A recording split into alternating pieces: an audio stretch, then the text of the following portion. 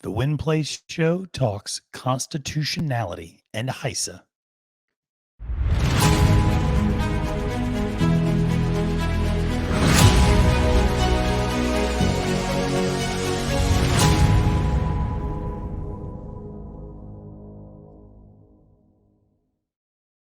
Salutations and welcome, horse racing fans. I'm your host, Matthew DeSantis. You can find me on Twitter at the handle at Fail to Menace.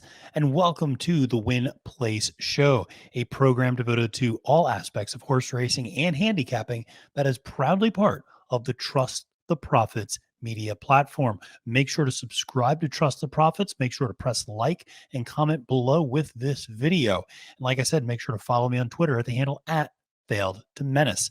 We have a lot of great content on Trust the Profits, from handicapping to race recaps to graded stakes previews to Derby Trail for the 2023 already getting started up. So anything you're interested in horse racing, handicapping, we got you covered here at Trust the Profits. This episode of the Win Play Show is going to be a little bit different from some of the previous ones. We've been recapping a lot of races, sometimes previewing other races, giving you the latest in horse racing news. And this episode kind of falls into that a little bit, but we're going to focus on one single topic for this particular show, and that is HISA and whether or not this is a constitutional entity. And this is a major question that we have throughout horse racing. There's been court cases decided, there are court cases pending, and trying to get to the bottom of this. Now, before we get into that, I should mention and provide some bona fides, because you might think, why am I listening to some guy just because he's got two horse racing pictures behind him and a little cap on? Why should I listen to what this guy has to say about the constitutionality of HISA? Well, before I got into horse racing handicapping, I taught political science for the better part of 15 years. And I got my graduate degrees in political science from the University of Florida. Go Gators. And I, like I said, taught political science, American government, taught congressional politics, legislative politics, executive politics. I've taught political parties, religion and politics, comparative politics, international relations, political theory, American government, you name it, I've taught it. And I've taught at a lot of different schools, and it's something that I mentioned maybe in passing sometimes that I used to be a professor, but it's not something I try to bust out very often. But it is one of those things where I feel like I do need to provide my bona fides a little bit here, because when we start talking about politics, I think over the last, really honestly, 20 or 30 years, there are a lot of people who talk about politics who don't necessarily know what they're talking about. And that's a problem. And that's a problem on all sides of the political spectrum, I think. And so rather than just saying I'm some guy who has an axe to grind for HISA or who is a shill for HISA, I'm neither of those things. I've always taught my classes right down the middle. That's the way I think is the best way to teach, and it's the way that I think is the best way for people to learn. So when I talk about some of this stuff, I'm talking about it from a perspective of somebody who studies political science and who studies a lot with regards to the Supreme Court in particular. Now, this is kind of a new aspect of what I focus on in the Supreme Court. A lot of my cases that I've focused on in the past have to do more with religious liberties, et cetera, in terms of my own individual research. But this is something that is very much so in my wheelhouse. So I wanted to talk a little bit about it, because I think there's a lot of misperceptions about this. There's a lot of misperceptions about how things work, et cetera. So wanted to fill this in for all you folks out there. So wanted to just start off, in case some of you who may just be tuning in may not know a lot about HISA, wanted to at least start off by just saying, what is HISA? And this is, of course, the Horse Racing Integrity and Safety Act. Now, this was passed in Congress back in 2020. This was actually something that had been kicked around for about 5 years prior to that. It was a rather nonpartisan, or a bipartisan, I guess you could say, piece of legislation between representatives from Kentucky and New York, not surprising. And that's been around for, like I said, about 5 years before it eventually got passed. The interesting thing about HISA is it's really an example of pork barrel legislation, in that this was kind of shoved into a massive COVID relief bill. So this is what happens. This is how the sausage is made in Congress in a lot of instances. The things that we take for granted every day, the sort of regulations or the fundings that we have through Congress and a lot of things, they are actually part of other pieces of legislation that we might think are rather non sequiturs or not really connected to the purpose of it. When I say COVID relief bill, you don't think horse racing integrity, but this is, like I said, how the sausage is made. These things get thrown in as sweeteners, as incentives to make sure that people are voting for the larger omnibus bill. So, like I said, it was passed in late December, actually almost 2 years ago to the day, passed in late 2020. And the purpose of HISA was to draft and enforce uniform safety rules for horse racing. Obviously, one of the biggest things, one of the biggest aspects that you've seen from horse racing is that there is significant variation from state to state in terms of safety regulations. We've seen this with LASIX, we've seen this with the whip rules, etc. There's a great deal of variation from state to state.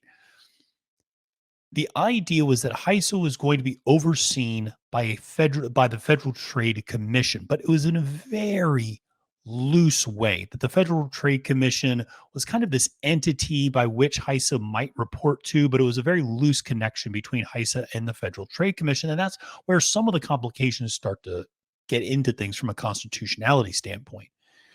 But HISA was something that was, kind of dreaded as soon as it was passed. There was a lot of concern over whether or not this was actually going to be feasible. Dates were pushed back, deadlines were always pushed back. And so eventually things started to get rolling. But HICE is actually made up of two separate bodies, if you will. There's the racetrack safety program and the anti-doping medication program. Now, the racetrack safety program has already taken effect. We've actually seen this with a number of fines that have already been lobbied and sent out for jockeys who struck a horse one extra time over what the HISA regulations have said. I think John Velasquez actually just got fined for using the whip one additional time on mind control, if I'm not mistaken, down the stretch. And so, in the cigar mile. So these are the sorts of fines that we've seen, this sort of uniformity from state to state, et cetera, that HISA is trying to bring. There's also the anti-doping and medication program. That has been a disaster to get stood up because there's been international agencies that have decided to end their partnership with the anti-doping medication program in HISA over the last 16 months. So that's been a major issue. That's not supposed to take effect until 2023, which is, of course, right around the corner.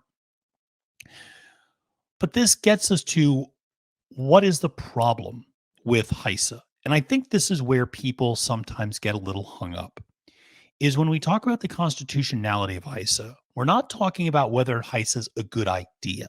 Okay. We're not talking about whether or not we agree with the standardized whip rule or whether or not that even makes sense. We're not talking about LASIX. We're not talking about doping. We're not talking about standardization. That's not what we're actually talking about. The central question regarding HISA from a legal and constitutional standpoint is, did Congress give too much regulatory power to a private entity? Okay. That's the constitutional question that is being asked. It is not a subjective perspective on whether or not HISA is a good idea, whether or not the people running HISA know what they're talking about, whether or not the $4,130 fine for striking a horse one additional time is proper or ridiculous. Those aren't the questions at all. That's not what any of this is about. So if you just don't like HISA for those reasons, well, that's fine, but that has nothing to do with what the courts are deciding. And if you think HISA is a great idea, all power to you, but that's, again, not what the courts are focusing on. They're not focusing on whether HISA is a good idea. They're focusing on this issue of the non-delegation doctrine. This goes back to actually a really central tenet in the Constitution, that basically Congress has the power to pass laws and to regulate in this regard. Now, over the years, there has been a general expansion of this non-delegation. All right. The idea is that Congress does delegate authority, and that's fine. Congress is able to do that, but sometimes Congress also delegates to executive agencies. All right. So federal agencies. So when you delegate to a federal agency, historically, that's okay because there is a, so to speak, chain of command. There is a process by which the federal agency is responsible to and is accountable to the public. okay, in terms of transparency laws, in terms of accountability, in terms of looking into these types of things. So there, like I said, there is this idea that public authority and delegating to public authority has historically been okay. All right. A lot of cases have come down in that space. There's plenty of legal doctrine in that space. The problem is what happens when you delegate to a private entity. Historically, this is not okay. And this is where HISA gets into trouble because the Federal Trade Commission, while a public authority, has very little impact on HISA. And so, in many ways, Congress created this regulatory body in HISA that is a private entity and is not really accountable to Congress, therefore, and is not really accountable to, therefore, the people. And so, creating a private regulatory commission is not something within the powers of Congress. And so, this idea of, again, going back to the non delegation doctrine is the problem here. So, that's the central question in all of this. Does HISA violate this non delegation doctrine? Okay. The interesting thing is, it's a really close call. I think even if you talk to people who I think are pretty level-headed about this within the SCOTUS, Supreme Court of the United States, within that kind of world, and who follow judicial politics for a living, they would tell you this is a pretty close one because there's not a lot of connection necessarily between the Federal Trade Commission and what HICE is doing. So it did appear as if Congress empowered a private entity, which is a big no-no. So again, a lot of this goes to the regulatory nature of the FTC, whether or not HISA is able to, operate independently, whether the determination is whether or not HISA is a private entity. Now, there's already been one ruling in this case, and that's by the Fifth Circuit Court of Appeals. Just recently, right after Thanksgiving, or maybe right before Thanksgiving, the Fifth Federal Circuit Court of Appeals ruled that HISA was in fact unconstitutional. Now, here's the thing. The Fifth Circuit Court only applies to Texas, Mississippi, and Louisiana. So it only applies to tracts, presumably in those three states. So it does not apply anywhere else. HISA is still able to continue operating in those other 47 states, essentially. Now, a couple of things to note here. The Fifth Circuit Court is one of the most conservative in the country. It has two President Trump nominees and appointees in that position. But then you actually have another justice or another judge who is an appointee from Jimmy Carter's administration back in the 1970s, which is pretty incredible. But nevertheless, this is largely viewed as probably one of, if not the most conservative circuit courts in the United States. Now, that said, that should not be a reason to necessarily overturn things. Why? Because our current composition of our United States Supreme Court is rather conservative. There's a 6-3 conservative majority in the Supreme Court of the United States. And so just because the Fifth Circuit Court is conservative and has a pretty well-known bias there, it actually is probably leaning in the same direction that our Supreme Court is leading in. Now, what complicates things, but will also expedite things, is that the Sixth Circuit Court is also listening to this decision right now. So oral arguments were already made about a week ago with regards to this same case, same issue, same focus on this non-delegation doctrine, but now focused on the Sixth Circuit Court of Appeals. Now, here's what's going to happen.